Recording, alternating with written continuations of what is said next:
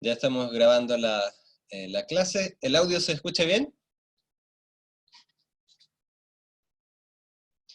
Ya, muy bien.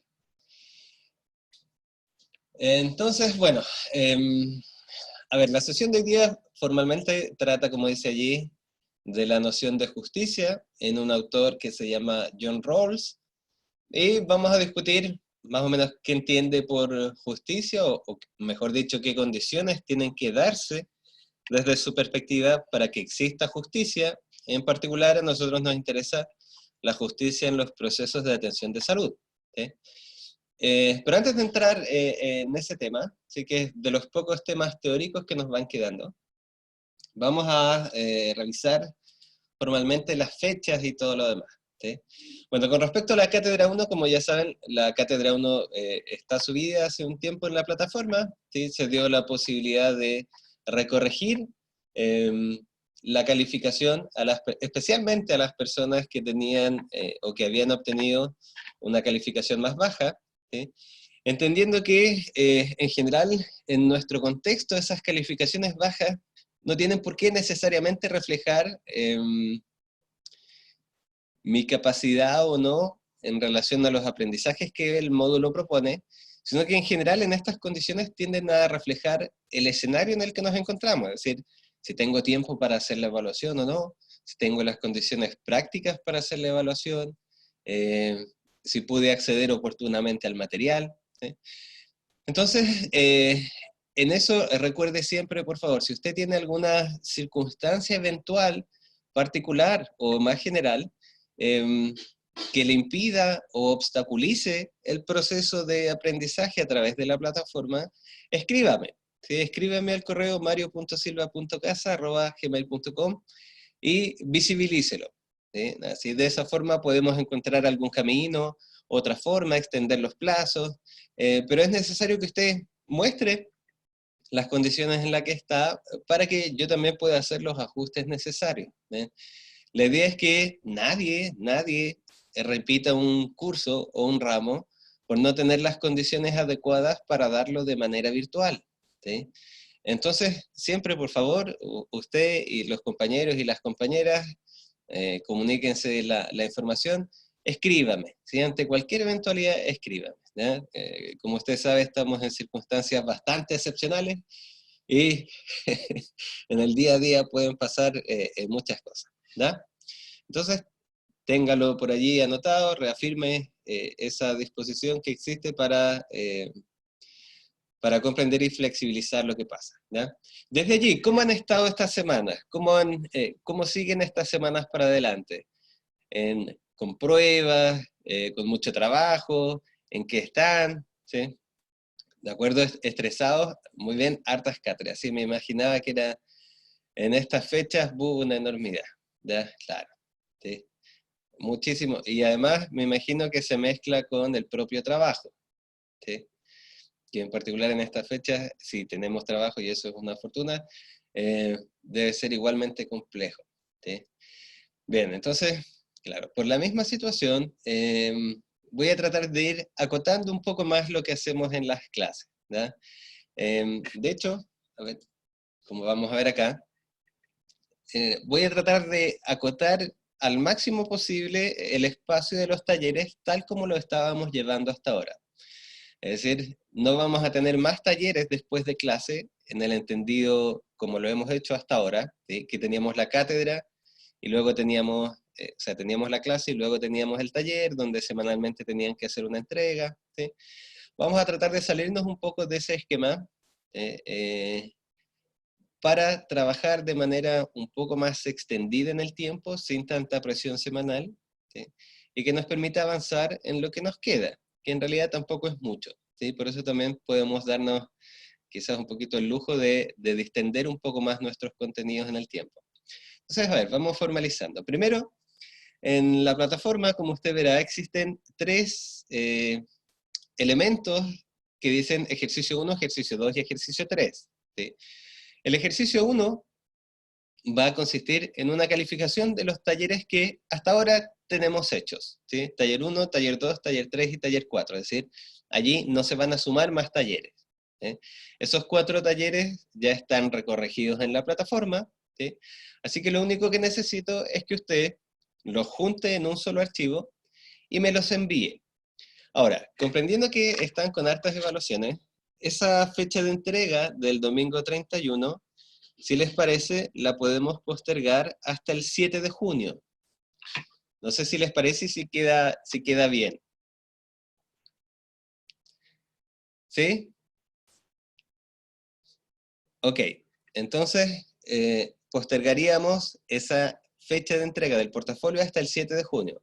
Ahora, exactamente, Catalina, la idea del portafolio es simplemente juntar los trabajos que ya tienen hechos, ¿sí? No se mandan individuales, no, no, no, ¿sí? El portafolio, recuérdelo, es simplemente juntar todos los talleres que tienen que estar recorregidos, ¿sí? Por eso yo me di el trabajo de corregírselos poco a poco. Los juntan, le hacen una pequeña portadita y me los envían en un solo archivo, ¿sí? Y la calificación de ese portafolio es grupal, ¿sí? Sigue siendo grupal porque grupalmente los hicieron, ¿sí? No se hace individualmente, no es una recorrección individual, no, no, ¿sí? Se mantiene la misma dinámica, el mismo grupo que estuvo haciendo los 4 talleres, ese grupo entonces hace un solo archivo, donde junta los 4 talleres que hizo, si eran necesarios los recorrigen de acuerdo a las indicaciones que les escribí, ¿sí? Y me los envían el 7 de junio. La idea de ese ejercicio 1 es que en la práctica sea una buena calificación, ¿sí? En general, en los semestres normales anteriores, ese ejercicio 1 casi siempre eran notas entre el 6 y el 7, ¿sí? Catalina, los talleres están corregidos, ¿sí? Están en la sección de apuntes. ¿Sí? Acuérdense, taller 1, taller 2, taller 3 y taller 4 están en un archivo comprimido. ¿Sí?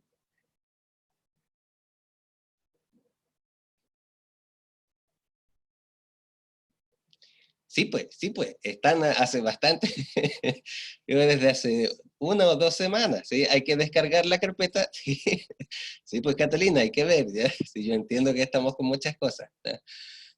Se descarga efectivamente el archivo comprimido, se descomprime, y dentro de él hay un montón están todos sus talleres, ¿sí? Y ahí usted saca el que corresponde con su nombre, ¿sí? No es un programa, ¿sí? Es simplemente un archivo comprimido que se abre con WinZip, WinRAR, ¿sí? Lo sé, Catalina, ¿sí? Sí, todos estamos con miles de cosas en la cabeza. Por eso estamos ordenando, ¿ya? Entonces, bien, los talleres están en la plataforma, recorregidos, ustedes los descargan, hacen las correcciones que tengan que hacer, ¿sí? Como son grupales, si quiere se distribuyen las correcciones, desde mi perspectiva eso eh, da más o menos lo mismo, ¿sí? Y se me envía un solo documento que diga portafolio, con el nombre de los integrantes, ¿sí? Y yo lo corrijo y sale esa calificación del ejercicio 1 y sería el 7 de junio a mi correo. ¿Bien? Hasta allí, el punto 1. ¿Está claro?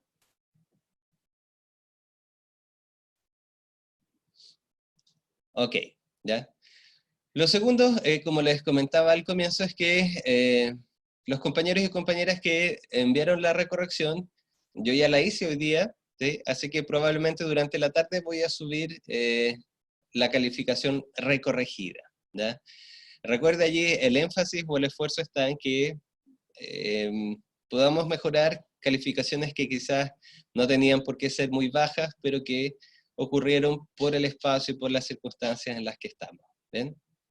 Dígame, Catalina.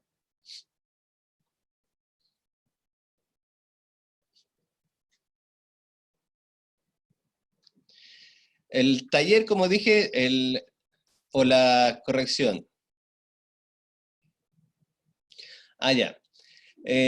Por eso, de nuevo, lo importante es que, a ver, ¿qué me importa a mí? Que si usted tuvo una baja calificación, ¿sí?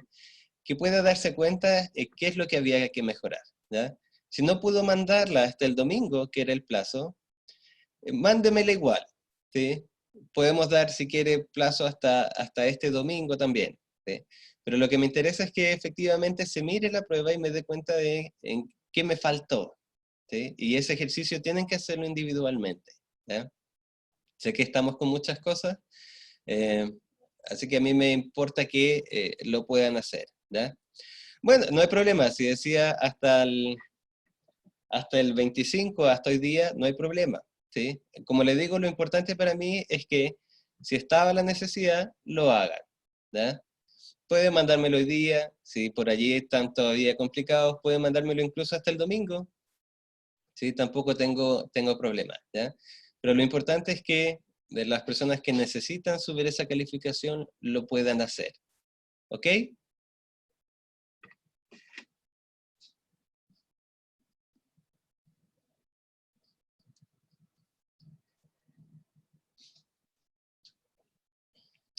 Ya, súper.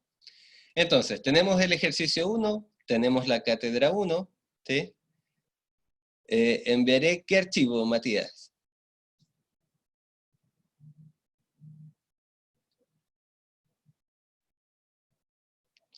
Cuando nos toque la cátedra 2, ¿se refiere?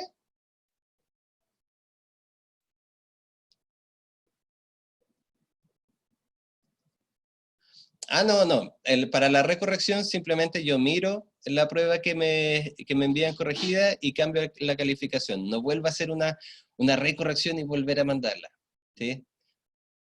Pero la nota la tienen que ver actualizada probablemente hoy día o mañana si me llegan más trabajo, ¿bien? Para los talleres, Javiera, no es que en rigor cualquier computador con Windows debiese poder abrir ese archivo, ¿sí? Y por último, si realmente tiene muchas complicaciones en abrir el archivo, escríbame un correo y yo se los subo, ¿ya? Se los devuelvo. Lo que pasa es que yo no podía mandar correos a cada uno y a cada una con todos los talleres, porque si no estaría todo el día mandando correos, ¿ya? Entonces, si realmente tiene muchas dificultades en descargar el archivo, escríbame y yo se lo reenvío probablemente en la noche o más tarde. ¿Bien? Entonces, tenemos el ejercicio 1, que es el portafolio. Tenemos la cátedra 1, que es la que ya dimos. Vamos a tener una segunda cátedra el día 15 de junio. ¿Sí? La dinámica de esa cátedra probablemente va a seguir siendo individual o en pareja, y dependiendo de las temáticas que veamos, va a tratar de ser un poquito menos teórica que la primera, ¿sí? En la primera quizás esa parte sobre Kant resultaba un poquito más difícil de retener, ¿sí? Pero por las temáticas que estamos discutiendo y que van a ser evaluadas en esta segunda cátedra, eh, yo creo que va a resultar mucho más manejable. Sí, Soledad, van a seguir siendo de desarrollo porque, como les comentaba, en general para los profesores y las profesoras es muy difícil evaluar de otra forma, ¿sí? Es muy difícil plantear una prueba de alternativas en este escenario o de respuestas breves, porque no se dan las condiciones para que realmente eso refleje aprendizaje, ¿sí? Por ejemplo, para mí es muy difícil controlar una pregunta, una evaluación de alternativas, ¿sí? ¿Cómo sé si se van a copiar o no? ¿Sí? Incluso algunos profesores cuando eligen hacer evaluaciones de alternativas en este contexto, restringen el tiempo, ¿sí? Por ejemplo, ya van a tener 40 minutos desde las 9 hasta las 9:40 para hacer la evaluación. Una vez que pase ese tiempo, la evaluación se cierra y nadie más la puede dar. ¿Qué problema trae eso? Que en este contexto no todos los compañeros y compañeras pueden conectarse en ese horario, ¿sí? Y en realidad es muy difícil ver si se copió o no se copió, ¿sí? Y preguntas de desarrollo breve es más o menos lo mismo, ¿sí? Y para hacer otra opción como análisis de casos, por ejemplo, también sería complejo porque por las dinámicas que han tenido los talleres, no necesariamente he podido guiar tan bien como ocurre en una clase presencial los análisis de casos prácticos, ¿eh? Entonces por allí no tengo muchas opciones.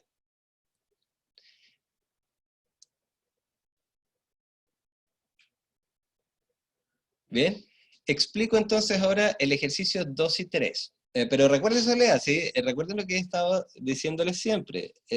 La evaluación es el 15 de junio, pero si ocurre cualquier eventualidad en su contexto, en su situación, usted escríbame y vemos qué se puede hacer, ¿ya? La idea es cumplir con los requisitos formales que el curso tiene, pero también flexibilizar cuando es necesario de acuerdo a las circunstancias de cada uno y de cada una. ¿Bien? Entonces, siempre mantenga la comunicación. ¿Bien? Hasta aquí, ¿vamos bien? ¿Más dudas? Ok, muy bien. Después, la otra calificación que nos quedaría es el ejercicio 2 y 3. El ejercicio 2 y 3 va a corresponder a un análisis que vamos a hacer de la encuesta que tradicionalmente se aplicaba en esta parte de su formación. ¿Sí? Hay una encuesta que realiza la universidad a las comunidades, y esa encuesta normalmente la aplicábamos en este curso. ¿Sí? Es decir, íbamos a terreno, íbamos a la calle, golpeábamos la puerta, los vecinos respondían la encuesta, y luego los datos los ingresaban al sistema. Dadas las circunstancias, ¿sí? La aplicación de la encuesta se va a hacer, pero va a ser de manera en línea. ¿Sí? Allí les voy a confirmar, de acuerdo a las opciones que dé la universidad, ¿sí? A quiénes y cómo va a ser. ¿no? Pero a nosotros en particular lo que nos va a interesar más en este curso es la reflexión que vamos a hacer sobre la encuesta. ¿sí? Vamos a mirar las preguntas que tiene, vamos a ver cuáles de esas preguntas son pertinentes o no, dado el contexto que tenemos. ¿sí? Vamos a tratar de discutir cuál sería una aproximación ética para la aplicación de esa encuesta. Es decir, vamos a hacer una reflexión. ¿sí? Y esa reflexión va a ser una sola entrega, ¿sí? que va a ser calificada en los ejercicios 2 y 3, es decir, va a tener una calificación doble. ¿sí? El tiempo para hacer ese análisis de los ejercicios de la encuesta, ¿sí? va a ser el tiempo que estaba destinado a los talleres. ¿Me explico? Por eso nosotros no vamos a continuar con talleres después de la cátedra, ¿sí? de la clase. ¿Por qué? Porque ahora ese tiempo se subentiende que se va a ocupar en el análisis de la encuesta según la pauta que les voy a dar después, probablemente la siguiente semana. ¿sí? Es decir, el tiempo que normalmente ocupábamos para hacer los talleres que se entregaban semana a semana, ¿sí? ahora va a ser destinado para trabajar y analizar la encuesta. ¿sí?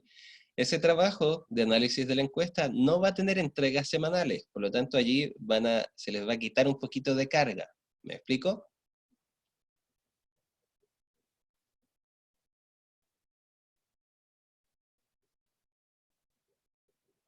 ¿Sí? Ok. Entonces, piense que ese ejercicio 2 y 3, al igual que el ejercicio 1, debiese ser una buena calificación. ¿sí? El análisis no va a estar enfocado en aplicar conceptos, ni mucho menos, sino en tratar de mirar la encuesta, la forma que tiene en nuestro contexto actual. Entonces va a ser un trabajo mucho más abierto, mucho más ameno y sencillo de realizar. ¿Ok? Y eso básicamente es nuestro semestre. Lisset, va a seguir siendo grupal, ¿sí? No necesariamente tienen que mantener los mismos grupos con los que hicieron los talleres, pueden cambiarlos si así lo desean, pueden continuar con el mismo grupo, ¿sí? La idea allí es que ustedes tengan un grupo de personas con las que se sientan cómodos y cómodas para trabajar, que tengan una dinámica de trabajo que les funcione, ¿sí? Y así puedan ir avanzando de a poquito en esa entrega final, ¿no?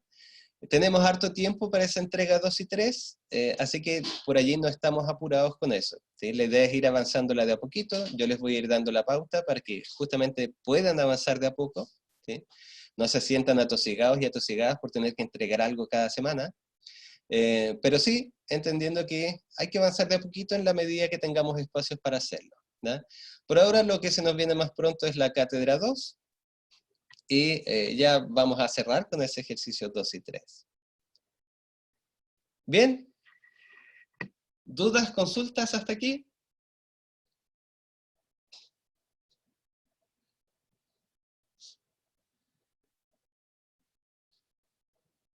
Ya, muy bien, ¿sí? Recuerden entonces, cualquier cosa, escríbanme por favor. ¿ya? Nuestras circunstancias pueden cambiar de un día para otro, así que por favor sienta toda la libertad y la tranquilidad para escribirme si así lo necesita. ¿bien? Vamos entonces con lo que propiamente es el tema de la sesión de hoy. ¿sí?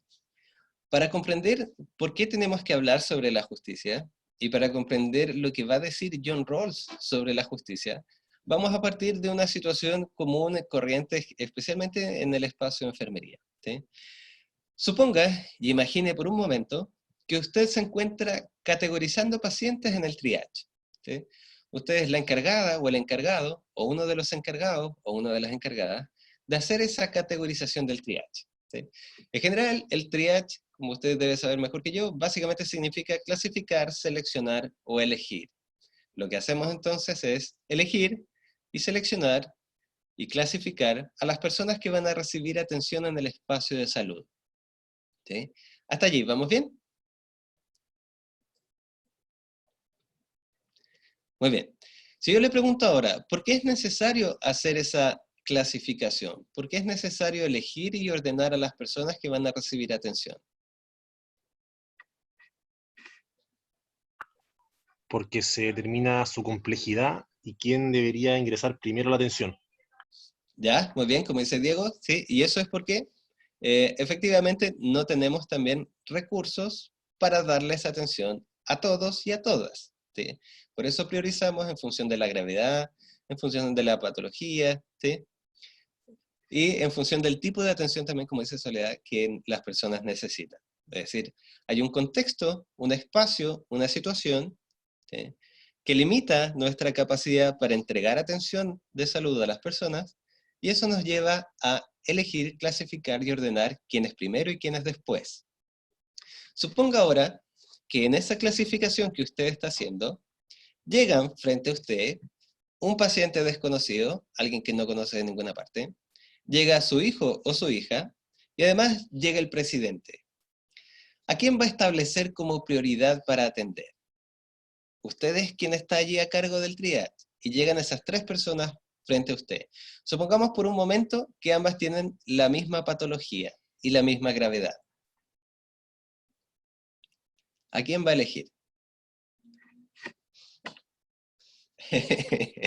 Muy bien, Lisette y Soledad dicen a su hija, a su hijo, ¿sí?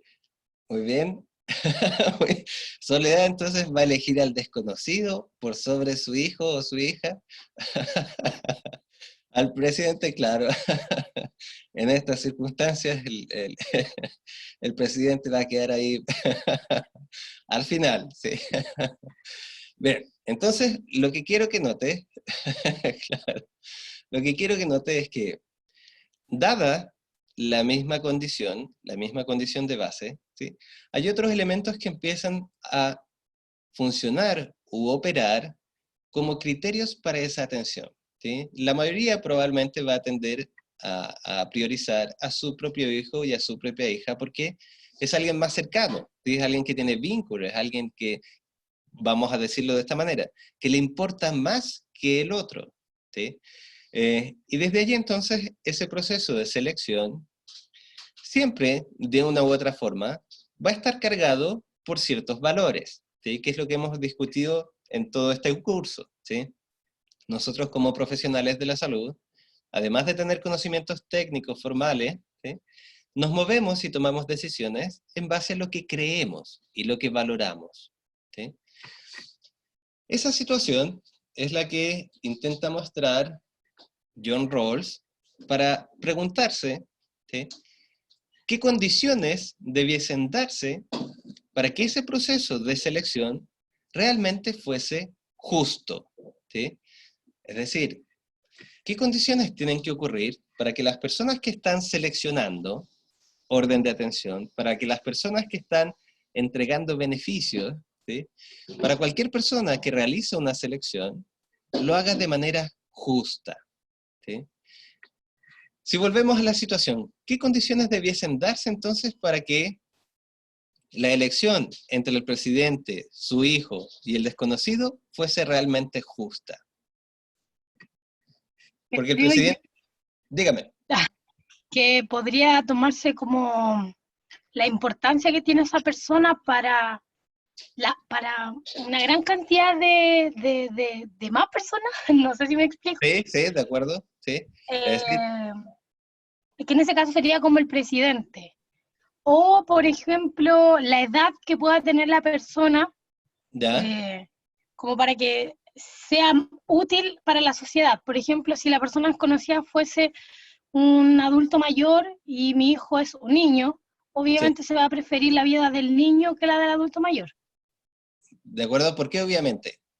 Oh, sí, dije obviamente, porque se supone que el niño tiene más condiciones para ser útil a la sociedad que el adulto mayor en su condición de enfermedad eh, y por su edad. Ujú, de acuerdo. Es decir, si aceptamos lo que dice Soledad, uno de alguna manera va a tratar de establecer un criterio, ¿sí?, que permita hacer o materializar esa decisión de manera más justa. Por ahí los criterios que ocupa Soledad son, por ejemplo, la persona que sea más útil para los demás, para la sociedad, para el conjunto, ¿sí? Y desde allí, desde su perspectiva, uno podría decir entonces que es más justo que reciba atención aquel que aporta más o aquella que aporta más a la sociedad, y luego los otros, ¿sí? Si miramos esa decisión desde la perspectiva de las otras personas, quizás las otras personas dirían que eso es injusto, ¿sí? Porque no porque yo no tenga la capacidad para ayudar a más personas, me van a atender después, ¿sí? Entonces lo que quiero mostrarles es que el problema por la elección justa, por la distribución justa de recursos, se vuelve un problema sumamente complejo, porque parece que siempre estamos dando prioridad a una cosa por sobre otra. Al comienzo dábamos prioridad a nuestro hijo o nuestra hija porque es el más cercano. Luego, si seguimos el criterio de soledad, entonces damos prioridad a aquel que ayude más a más personas, ¿sí? Pero siempre el criterio que elegimos parece priorizar algo que no todos, o no necesariamente todos y todas, van a aceptar como correcto, bueno o justo, ¿sí? Entonces, la pregunta que se hace John Rawls es enormemente compleja, porque nos lleva justamente a preguntarnos por las condiciones que deben darse para que una decisión de ese tipo sea justa, ¿sí? Es decir, el énfasis aquí está, fíjese en esa palabra, condiciones, ¿sí? ¿Qué requisitos debe tener una decisión que tomemos para que esa decisión realmente sea justa, ¿sí? Ahí está John Rawls, ¿sí? No vamos a profundizar en muchos de sus aportes, solamente en esta pequeña noción, ¿sí? Él hace una propuesta frente a este problema complejo y intenta mostrar que una decisión justa, ¿sí?, pasa por garantizar un aspecto fundamental que es la imparcialidad, ¿sí?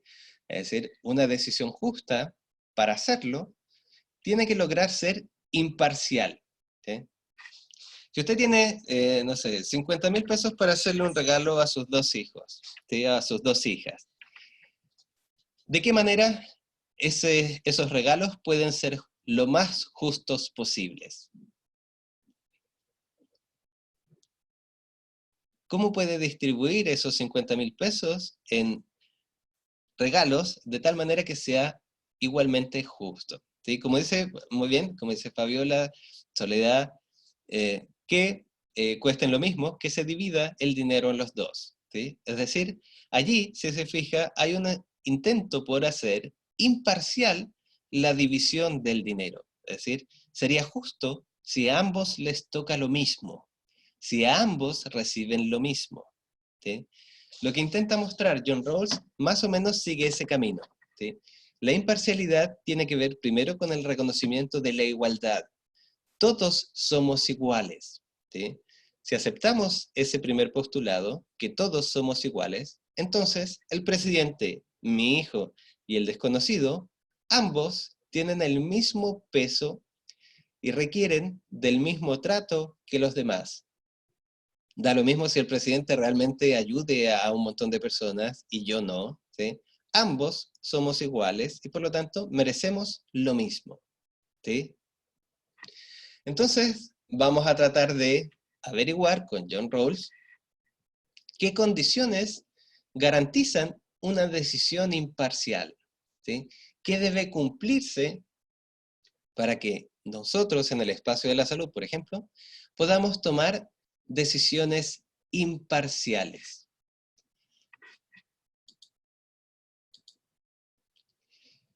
Lo primero que él trata de mostrar es que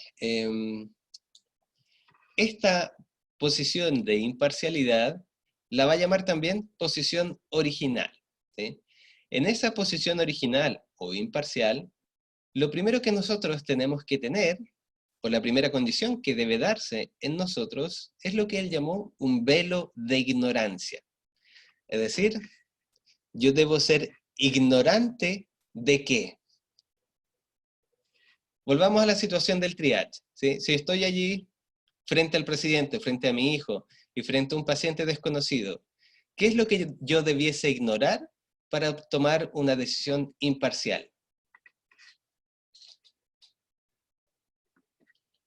Ya, muy bien, ignoro el cargo. ¿Qué más debo ignorar? El vínculo, muy bien, que me ata con mi hijo, por ejemplo, que me relaciona con mi hijo. Ignorar el afecto, muy bien. Es decir, debo dejar de lado todo aquello que yo conozco y sé de esa otra persona, ¿sí? Debo ignorar todo aquello, ¿sí?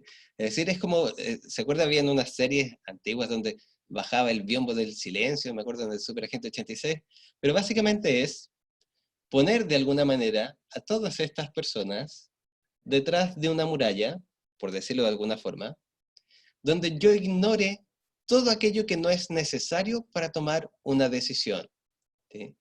En este caso, ¿qué es lo único que yo debiese tener en cuenta para tomar una decisión en un proceso de atención de salud?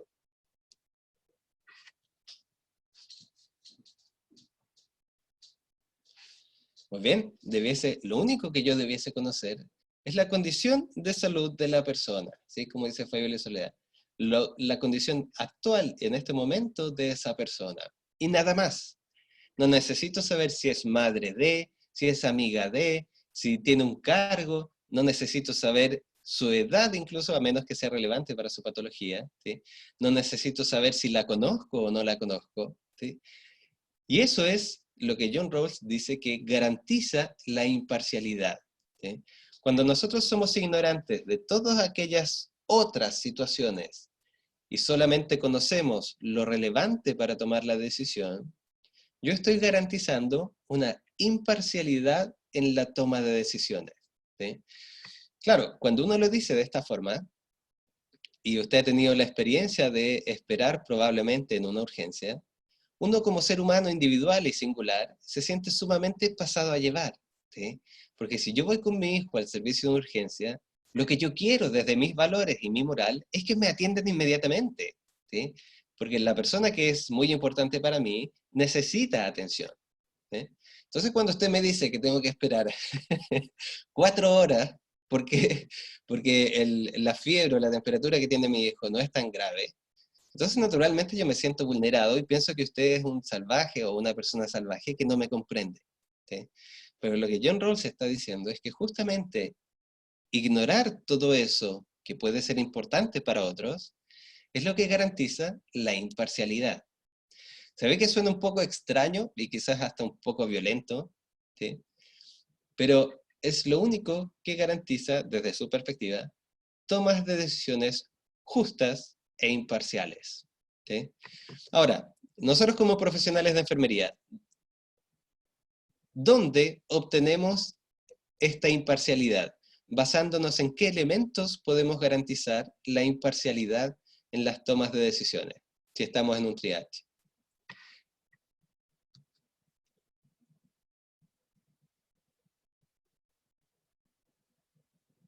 Ya, muy bien. En los signos vitales, ¿sí? ¿Cómo yo sé, por ejemplo, qué patologías son más graves que otras? ¿A qué indicadores debo ponerle más atención y a cuáles no tanto? Signos y síntomas. Muy bien. Y esa cadena o conjunto de signos y síntomas, ¿los creo yo individualmente? Por lo que refiere el paciente y por mi observación como enfermero. ¿De acuerdo, Diego? Sí, pero además, como dice Catalina, ¿de dónde más saco esta categorización? No sé. Ya, de acuerdo, los puedo medir, pero efectivamente, como dice Lisette, allí el foco es que están estandarizados. ¿Se fija? No soy yo quien decide. Yo pongo en operación esos estándares. Yo movilizo los estándares. Pero no soy yo quien los está decidiendo en ese momento. Eso garantiza también, desde la perspectiva de John Rawls, nuestra imparcialidad. ¿Te fijas? Tener un papel que nos dice qué es más importante y qué no, garantiza una separación que hace posible la imparcialidad en la toma de decisiones. Y hace posible que si viene mi hijo o viene el presidente, yo tenga un referente imparcial para elegir y seleccionar quién debe ser atendido y quién no. ¿Sí? Entonces, hacia allá va la propuesta de John Rawls. ¿Sí? Ahora es muy importante que comencemos a notar que esta propuesta es una propuesta, como dice ahí, ética política, porque si se fija, esta separación de lo que es importante para nosotros, como poner en suspenso o dejar de lado aquello que es importante para nosotros, y tratar de buscar condiciones de imparcialidad, tratan de dirigirse, más que para lograr lo que yo creo correcto, es para lograr el bien social o de la comunidad, ¿sí? Es para alcanzar el bien común. Cuando nuestras acciones individuales comienzan a afectar o comienzan a producir cambios en el bien común, las decisiones éticas pasan a ser decisiones políticas, ¿sí? Lo estamos viendo, por ejemplo, hoy en día con la situación de la pandemia, ¿sí? Cuando un grupo de estudiantes, por ejemplo, de medicina de la Católica, se niegan a realizar su práctica profesional, porque desde su perspectiva no tienen los elementos necesarios, esa decisión ética de ellos tiene efectos en la población, tiene efectos en el bien común, y por lo tanto se transforma en una acción política, porque afecta el bienestar de todos. ¿Me explico?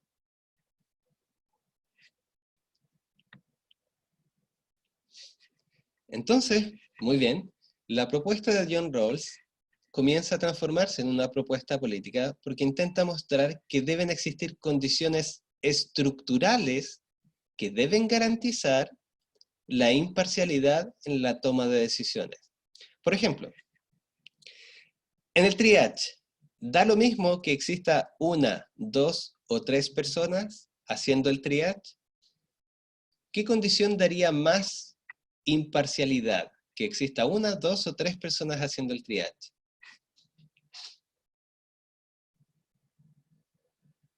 Muy bien, tres. ¿Por qué?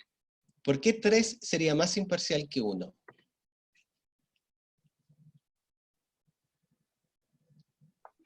Habrían diferentes criterios de evaluación. Ya, pero ahí fíjese, Diego, en rigor, ¿las tres personas tendrían diferentes criterios? Porque el criterio viene dado por el estándar, por el protocolo. ¿Sí? ¿Qué garantizaría? Como dice Catalina, porque se pueden atender a los pacientes sin distinción. Quizás eso es realmente lo que tiende a garantizar más. Por ejemplo, supongamos que soy la única persona atendiendo, ¿sí? Y viene mi hijo o viene un familiar mío. Según la posición de John Rawls, yo debo desapegarme de todo aquello que no es relevante para la toma de decisiones. Pero en la práctica, ¿es fácil para mí dejar sin atender a mi hijo o a mi familiar? No, pues, es una cosa sumamente difícil y brutal. Pero esa decisión se vuelve mucho más fácil cuando no soy yo quien lo ve, sino que es mi colega, o mi otro colega que está 2 lugares más allá.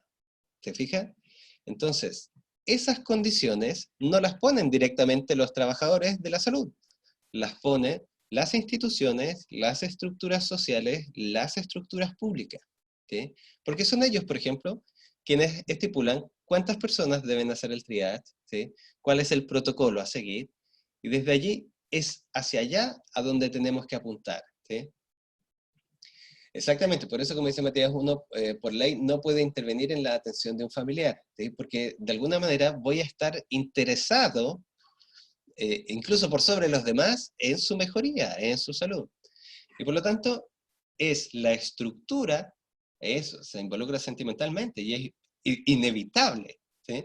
Entonces, es la estructura la que debe generar condiciones que garanticen la imparcialidad.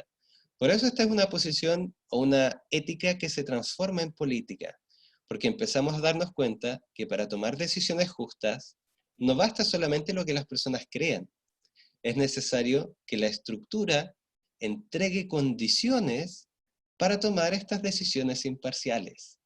¿Sí? Si miramos lo que pasa hoy en día, es evidente que no hay condiciones para tomar decisiones imparciales. Basta ver, por ejemplo, la cantidad de servicios de salud que hay en la región metropolitana y la cantidad de servicios de salud que hay en regiones, ¿sí?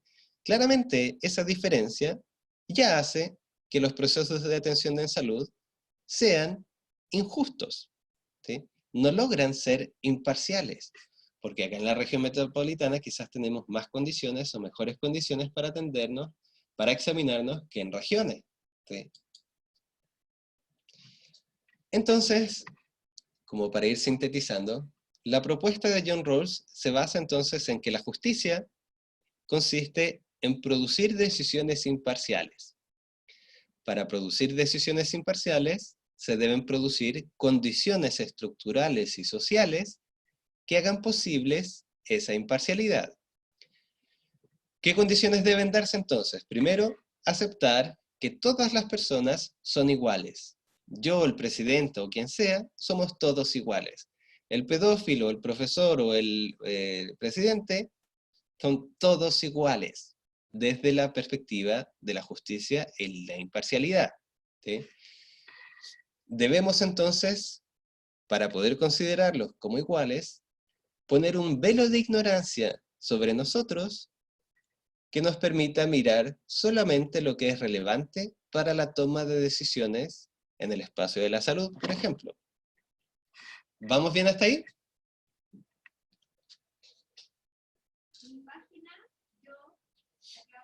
Ya, muy bien.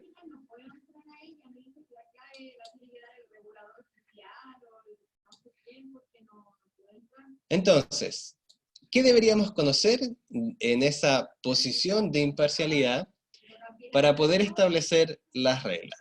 Primero, entonces, como decíamos, usted, como profesional de la salud, debe poder conocer todo aquello que es importante para tomar una decisión en salud. ¿Qué es lo único que necesita saber entonces para tomar una decisión en salud?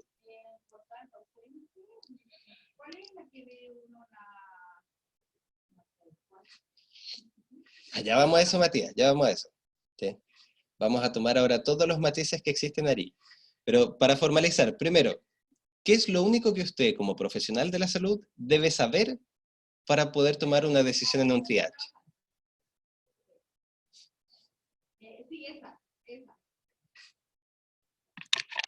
Muy bien, la condición del paciente, ¿sí? El estado de salud, su gravedad y el protocolo que dice qué condición es más grave que otra. Eso es el punto 1. Usted solo debe saber eso y nada más, ¿sí? Lo segundo que debe saber es que todas las personas son iguales, ¿sí? Y lo tercero que debe saber o poder contar es ignorar todo lo demás, ¿sí? Entonces, se lo pongo de esta manera. Una decisión que yo tomo detrás de un biombo, mirando solamente la condición de los pacientes que tengo en un papel, sin mirar personas, es más justa que una decisión que tomo en la ventanilla del triage, mirando a las personas, escuchando su lamento, escuchando constantemente su necesidad de atención, al mismo tiempo que veo su condición de salud y su gravedad. ¿En cuál de los dos escenarios yo sería más imparcial?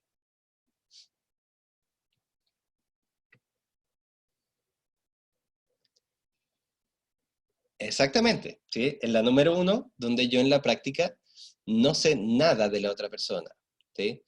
¿Por qué? Porque cuando yo estoy mirando, Catalina, por ejemplo, cuando yo estoy mirando a la persona, es mucho más difícil ser imparcial, ¿sí? Si se me acerca una mamá llorando que necesita atención su hijo, ¿sí?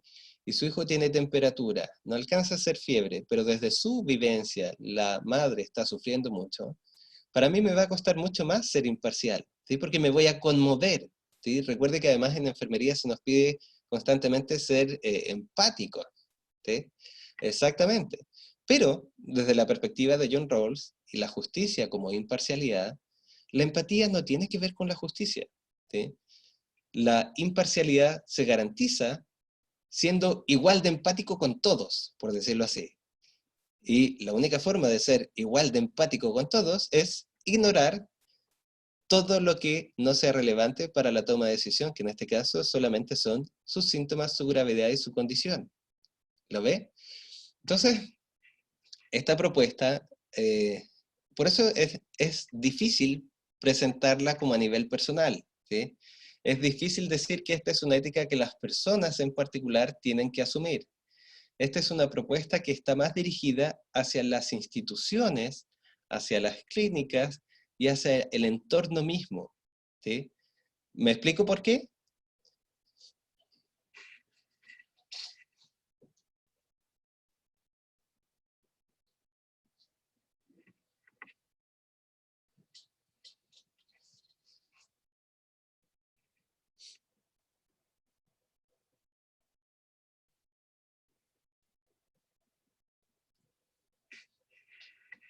¿O no queda muy claro por qué? ¿Sí?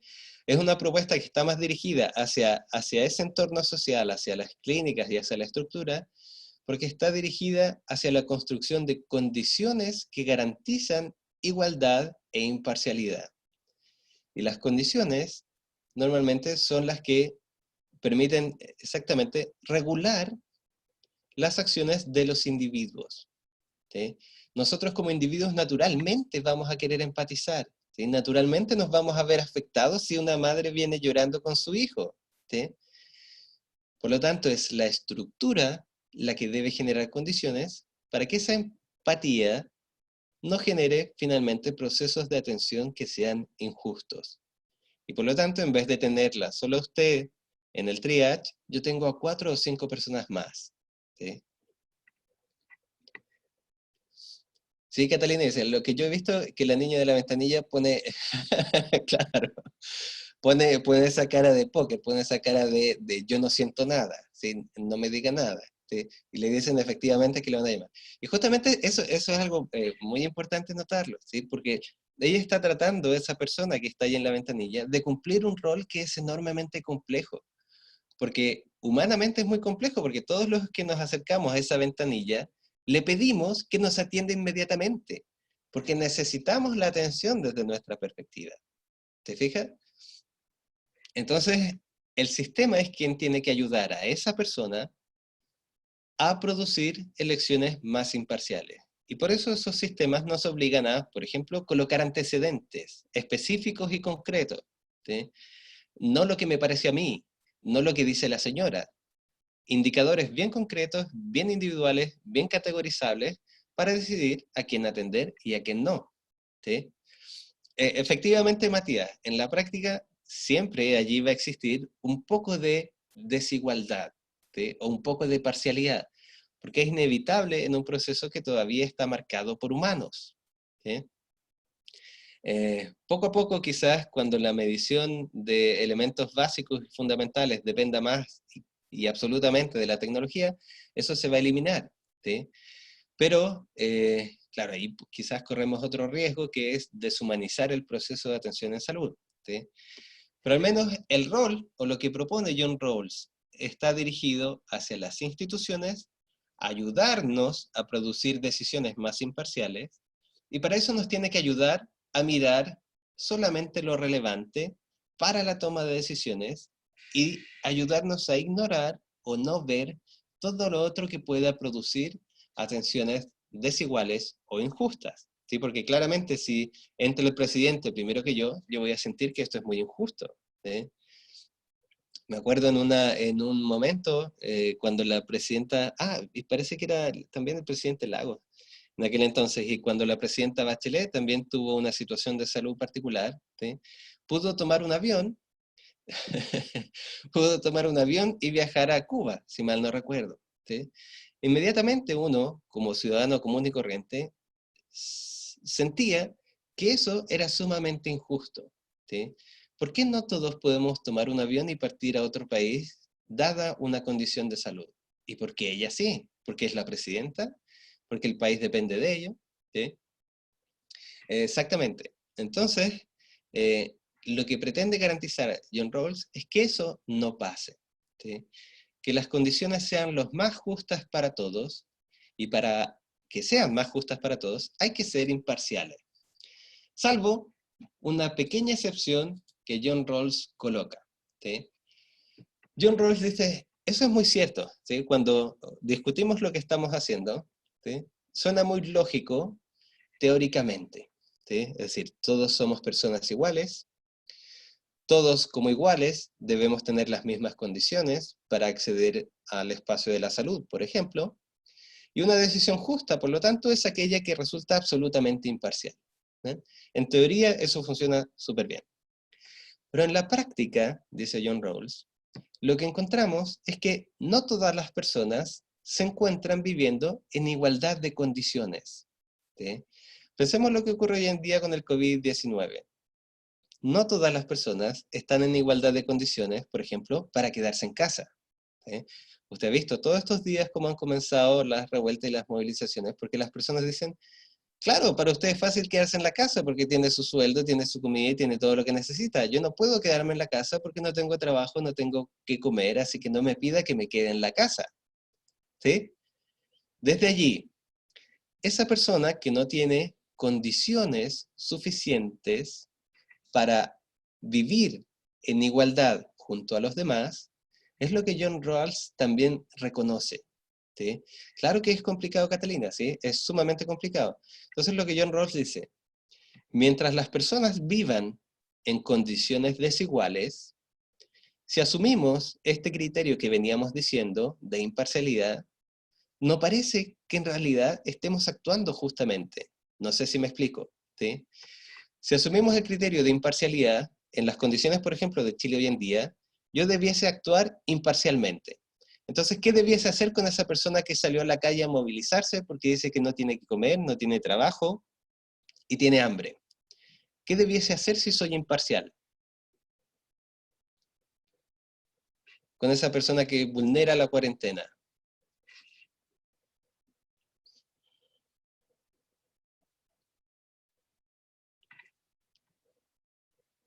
¿Qué debiese hacer si somos imparciales? Pero si somos imparciales, ¿debiese ayudarla? ¿Qué dice la norma y la ley si nosotros vulneramos la cuarentena? ¿Qué le va a pasar a esos jóvenes que se subieron a un avión y viajaron?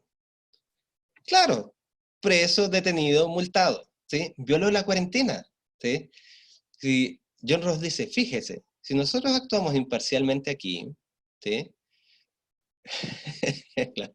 Si actuamos imparcialmente aquí, yo debiese poner una multa, por ejemplo, a esas personas. Porque es lo mismo que haría con el presidente, con cualquier persona que vulnera la cuarentena sin la justificación adecuada, ¿sí?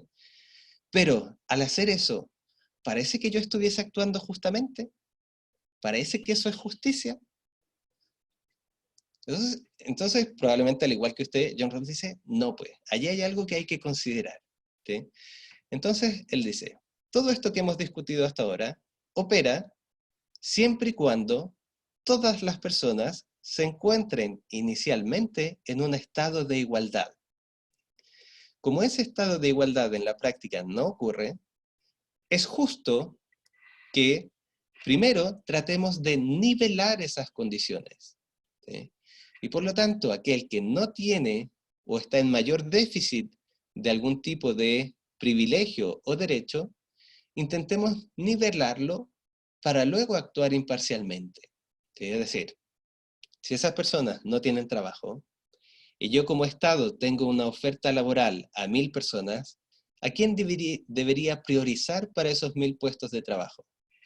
A ellos, ¿sí? Eso es lo que nosotros diríamos que es justo. Y eso es lo que John Rawls dice. Ahí claramente yo no estoy siendo imparcial.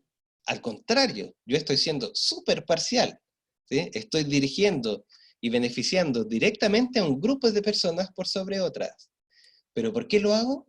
Porque ese grupo de personas al cual me dirijo son las personas que inicialmente están en una condición desigual. Y esa es la única excepción de nuestra teoría, ¿sí? ¿Me expliqué? Exactamente, ¿sí? Exactamente, Soledad. Eso es, por ejemplo, lo que uno puede pensar que ocurre con el FONASO, el Fondo Solidario de Salud, ¿sí? Fondo Nacional Solidario de Salud. ¿Qué ocurre allí? Básicamente, los dineros entonces que yo puedo percibir, claro, mi 7% es mucho más grande que el de otras personas. Entonces, mi 7% debe ayudar y debe dirigirse a cubrir aquello que el resto de las personas no puede cubrir. Y eso, desde la teoría de John Rawls, es justo. ¿Por qué? Porque si bien es cierto, estamos siendo parciales y beneficiando a algunos por sobre el resto, a aquellos que yo estoy beneficiando son justamente aquellos que están en mayor condición de desigualdad inicial. Y una vez, como dice Catalina, que yo logre que todos seamos iguales, entonces muy bien, ahí actuemos imparcialmente. Pero hasta que no logremos eso, el priorizar a determinados grupos es justo, es correcto y es necesario. ¿Se fija? Entonces, eso es sumamente interesante porque recuerde lo que hemos dicho. Esta teoría de John Rawls se dirige especialmente a instituciones. Pensemos lo que ocurre, por ejemplo, en una clínica. La clínica, formalmente, está construida para aquellas personas que pueden costear un servicio de salud privado. Y por lo tanto, esas personas que tienen más ventaja, que pueden costear con sus recursos una mejor salud, están en mejores condiciones que otras. Si aplicamos la idea de John Rawls, esa clínica privada, por ejemplo, debería garantizar un cupo de atención a las personas más necesitadas y que no tienen para costear ese mismo servicio. ¿Me explico? Debería obligarles, por ejemplo, que el 20% de sus procesos de atención en salud están dirigidos a personas en situación de calle, por ejemplo.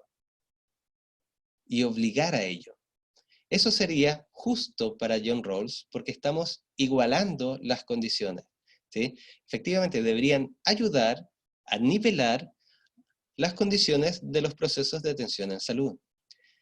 Si, por ejemplo, usted como profesional o yo como profesional trabajamos en sectores privados, lo justo también sería que nuestro esfuerzo, ¿sí?, o nuestras competencias o habilidades también se pudiesen dirigir en un porcentaje a aquellas personas que no pueden pagarlo, ¿sí?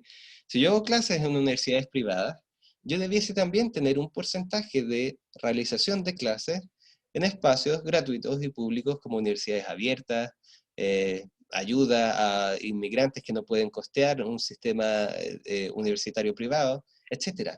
¿Se fija?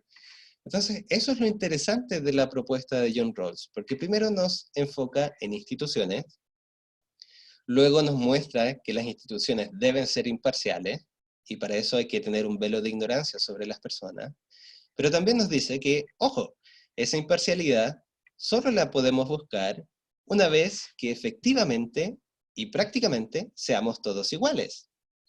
Y mientras exista desigualdad, lo justo no es ser imparcial.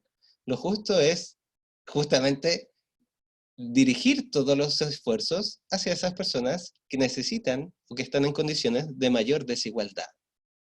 ¿Se comprende?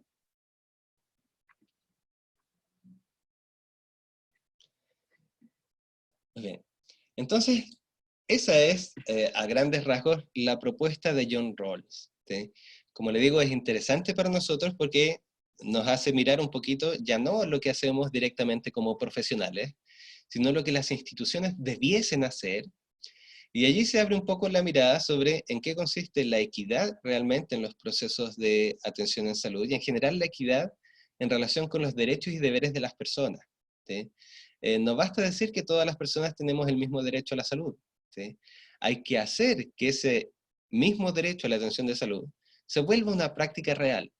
Y para que se vuelva una práctica real, hay que priorizar primero a las personas más en condiciones de mayor desigualdad con respecto a ese derecho, ¿sí?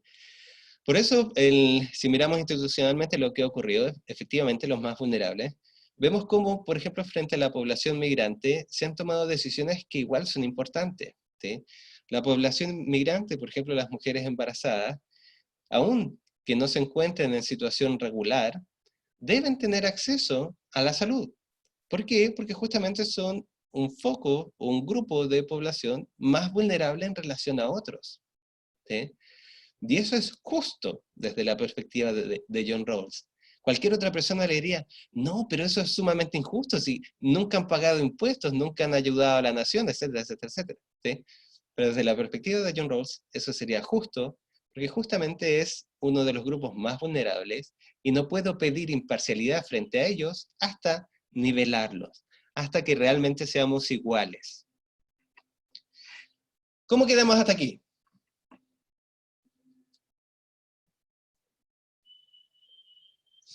Muy bien, ¿sí? En el caso de los extranjeros que hicieron una fiesta clandestina y los mandarán de vuelta a su país.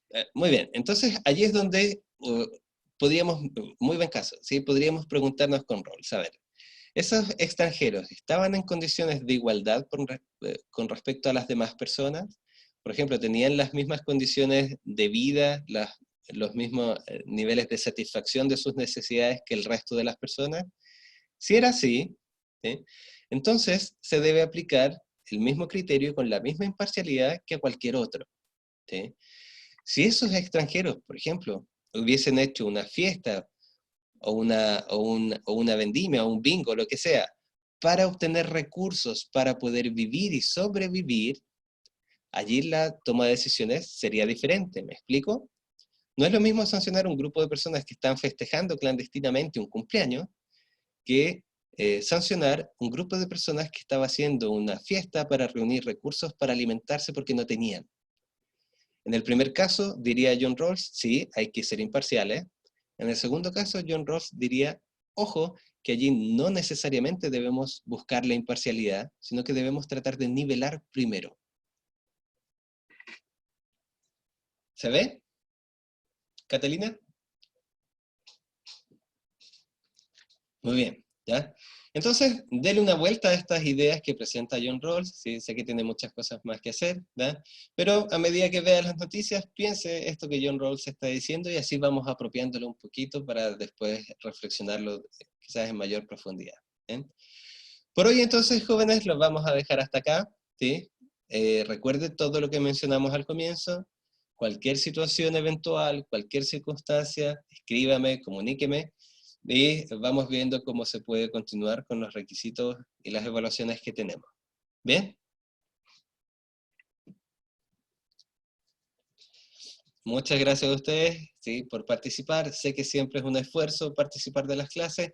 Melissa, por lo mismo, la lista yo simplemente ahora la paso y dejo a todos presentes, ¿sí? No, creo que ya no tiene mucho sentido pasar la lista formalmente, ¿no? Además de ser una carga adicional, no tiene mucho sentido. ¿Bien? Ok, que estén muy bien, cuídense mucho, cuiden a los suyos, ¿sí? Si Dios quiere, nos vemos la próxima semana. ¿Ven? Cualquier cosa, me escriben. ¿Ven? Ánimo Profe, con todo. Dígame. espérame. Lo que pasa es que hoy me llegó un comunicado de una compañera que está con COVID positivo. ¿Ya? La cosa es que quería contarle porque ella ahora no se puede meter porque está con un Sí, dolor horrible de cabeza, no está bien. Entonces, claro. para yo mantenerlo al tanto cualquier cosa. Ya, no hay problema, sí. Escríbame o me da su nombre ahora y así vamos dejando eso anotado para todas las evaluaciones y los procesos que siguen. Ya, no, se lo ¿Ya? mando, le mando un Gmail. Ya, súper mejor. ¿Ya? Ya, No hay problema. Muchas gracias por avisarme. ya, no, de nada. Cuídese, profe. Igual ustedes, que estén muy bien. Igual, chao. Adiós.